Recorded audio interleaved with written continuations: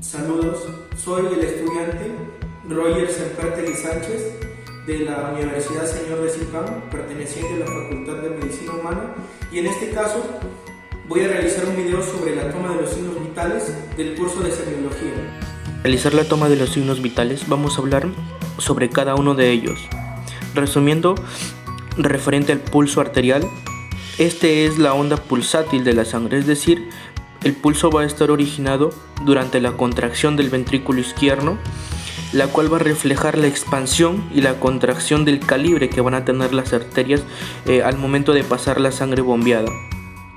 Los valores normales van de 60 a 100 latidos por minuto, es decir, el pulso que esté por debajo de 100 latidos por minuto correspondería o se llamaría bradicardia, y el pulso que esté por encima de 100 latidos por minuto se denominará taquicardia.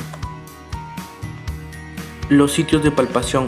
Encontramos diferentes sitios de palpación, ¿no? Pero los principales son el pulso radial, el carotidio, el femoral y el braquial.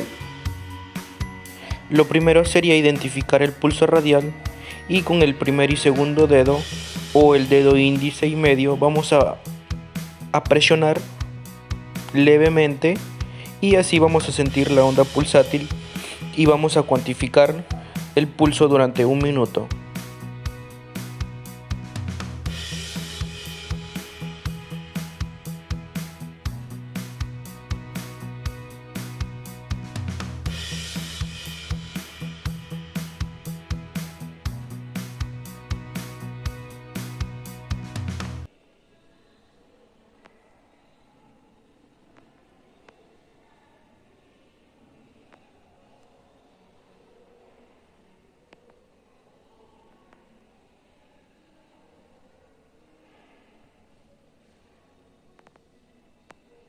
Y al cabo de 1 minuto ya tendríamos las pulsaciones que presenta el paciente. Correspondiente a la frecuencia respiratoria, es el ciclo fisiológico que comprende una fase de inspiración y otra fase de expiración.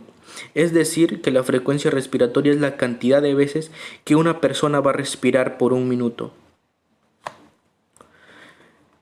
Los valores normales son de 15 a 20 respiraciones por minuto.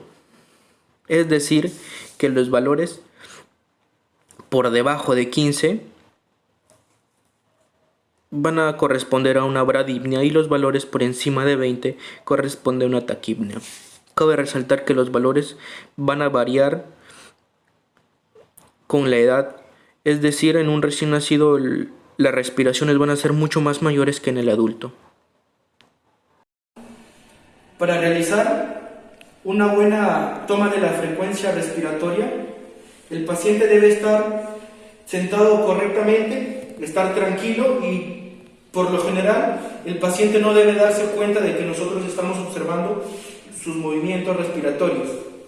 Lo que vamos a hacer es observar al momento de la inhalación y de la expiración los movimientos que se realizan en la caja torácica, es decir, una expansión torácica. Vamos a observar aproximadamente por 1 minuto. Para que el paciente no se dé cuenta, podemos hacer que estamos tomando su pulso y a la vez nosotros observar los movimientos de la respiración.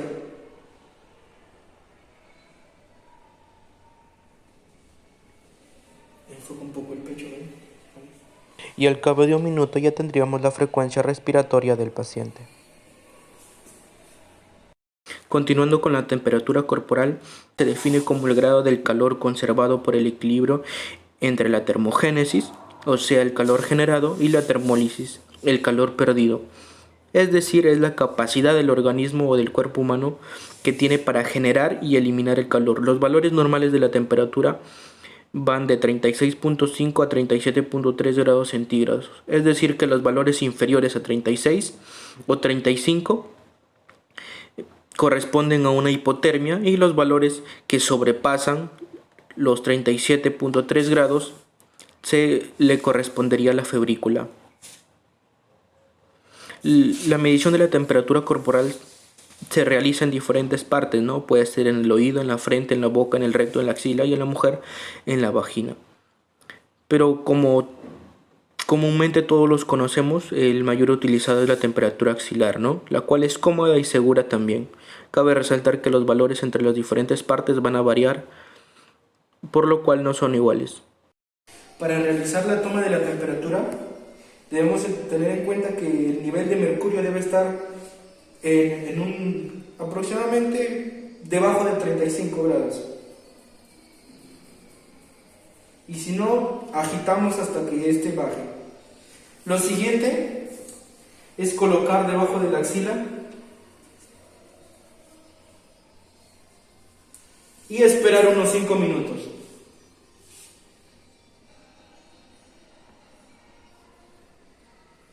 Luego de 5 minutos procedemos a retirar y vemos la temperatura hasta donde indica el mercurio. La presión arterial, esta resulta de la fuerza ejercida por la sangre que viene desde el corazón hacia los vasos sanguíneos, es decir, la fuerza de la sangre contra la pared arterial es la presión sanguínea y la resistencia opuesta por las paredes de las mismas es la tensión arterial. Estas dos fuerzas van a ser contrarias e equivalentes. La presión sistólica es la presión de la sangre debida a la contracción de los ventrículos y la presión diastólica es la presión que se da cuando los ventrículos se relajan.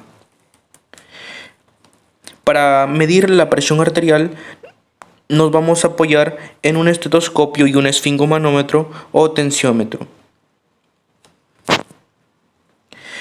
Los valores de la presión arterial normal varía de 100 a 140 en la sistólica y de 60 a 90 en la diastólica.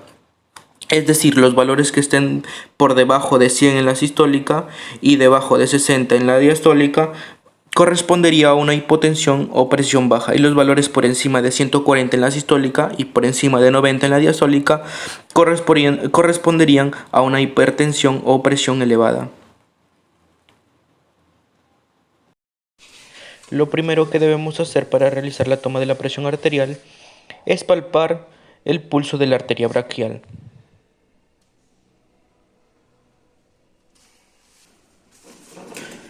Debemos tener en cuenta que a la hora de colocar el brazalete, el indicador debe estar a nivel de la arteria braquial.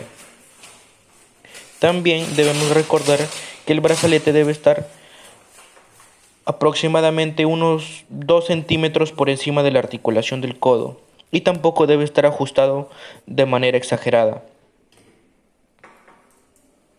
Lo siguiente sería colocarnos el estetoscopio de manera correcta, es decir, con las olivas hacia adelante, para luego colocarlo a nivel de la arteria braquial.